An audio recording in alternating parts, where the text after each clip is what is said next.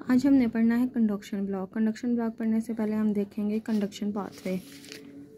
Normally जो होता है ना कंडक्शन पाथवे, ऐसे नोड से एवी से bundle of face, bundle branches और पनकंजी सिस्टम, अगर इसमें से किसी भी जगह पे कोई ब्लॉक आ जाए ना, उसकी वजह से जो होता है कंडक्शन ब्लॉक होता है।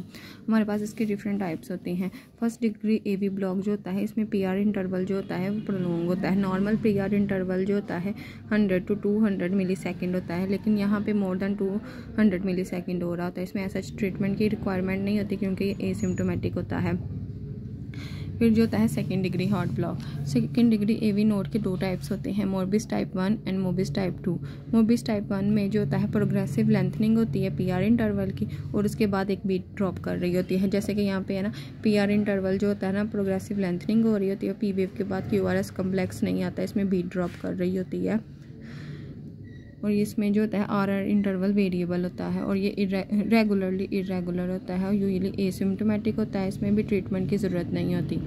लेकिन मोबिस टाइप 2 जो होता है, इसमें जो होता है ड्रॉप बीट होती है उसके लेकिन पीआर इंटरवल जो होता है वो प्रोलॉन्ग नहीं हो रहा होता। जैसे कि यहाँ पे पीआर इंटरवल जो है इक्वल होता है और इसके बाद बीट ड्रॉप कर रही होती है, और ये प्रोग्रेस कर सकता है थर्ड डिग्री ब्लॉक में। इसमें जो ना स्ट्रक्चरल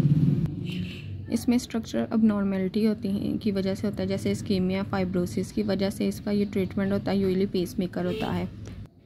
थर्ड डिग्री ब्लॉक जो होता है वो कंप्लीट ब्लॉक होता है। इसमें पी वेव और क्यूआरएस कम्प्लेक्स जो होता है इंडिपेंडेंटली होते हैं। इसमें पी वेव और क्यूआरएस का आपस में कोई भी वो नहीं होता, ये अपने आप से ये आरआर इंटरवल जो होता है वो कांस्टेंट हो रहे होते हैं इसमें। और एट्रिया और जो वेंट्रिकल जो होता है इंडिपेंडेंटली जो होता है वो बीट कर रहे होते हैं। एट्रिया का रेट वेंट्रिकल रेट से ज़्यादा होता है ऐसे नोड की वजह से, और ये काज बाय लाइम डिजीज़ में देखा जाता है। इसमें जेवीपी जो होता है उसमें कैनन ए वेव नज़र आ रही होती हैं, और एट्रिया की रिपोलराइजेशन भी हमें रही होती है, क्योंकि इसमें क्यूआरएस कम्प्लेक्स की वजह से एट्रिया की रिपोलराइजेशन जो होता है डिसअपेयर नहीं होती, और इसमें हमने यूजुअली पेसमेकर यूज़ करते हैं।